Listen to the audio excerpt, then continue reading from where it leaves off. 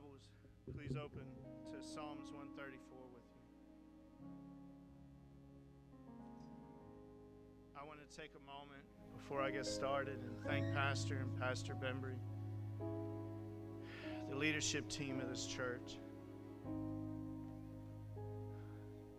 I think the ministers and the elders here are incredibly gifted, and I'm very grateful for them. Psalms 134 says, "Behold, bless ye the Lord, all the servants of the Lord, which by night stand in the house of the Lord. Lift up your hands in the sanctuary and bless the Lord.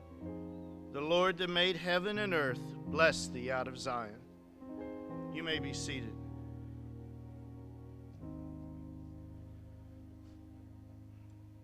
You may remember I've already done a 5-spot from this verse.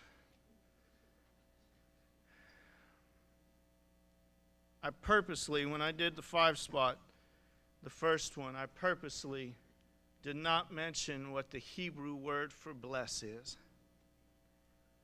This word means to kneel, to bless God in an act of adoration.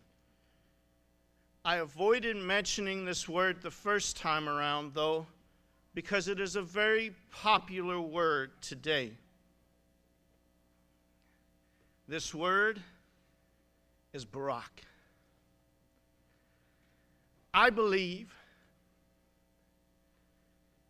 that the God who created the heavens and the earth, who knew the beginning and the end, I believe that before he knew what we're going to do tomorrow, he knew what was going on.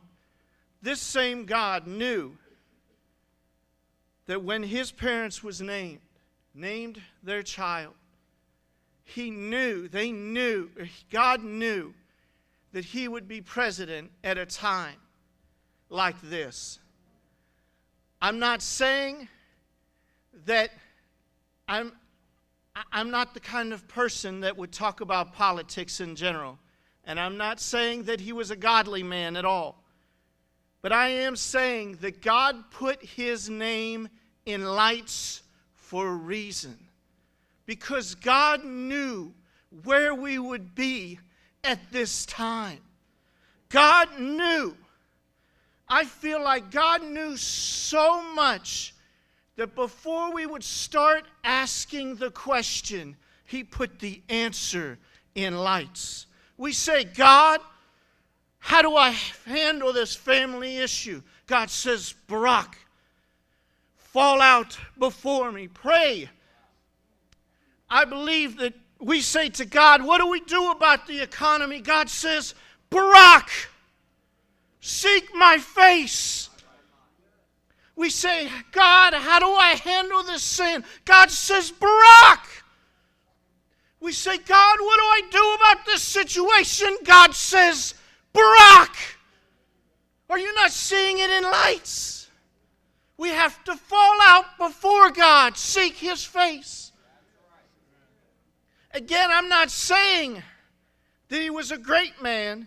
I'm not trying to get into any type of politics or political issue.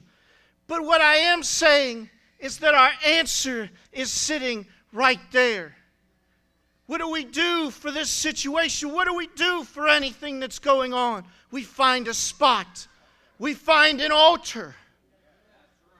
Because nothing gets fixed like what gets fixed at an altar.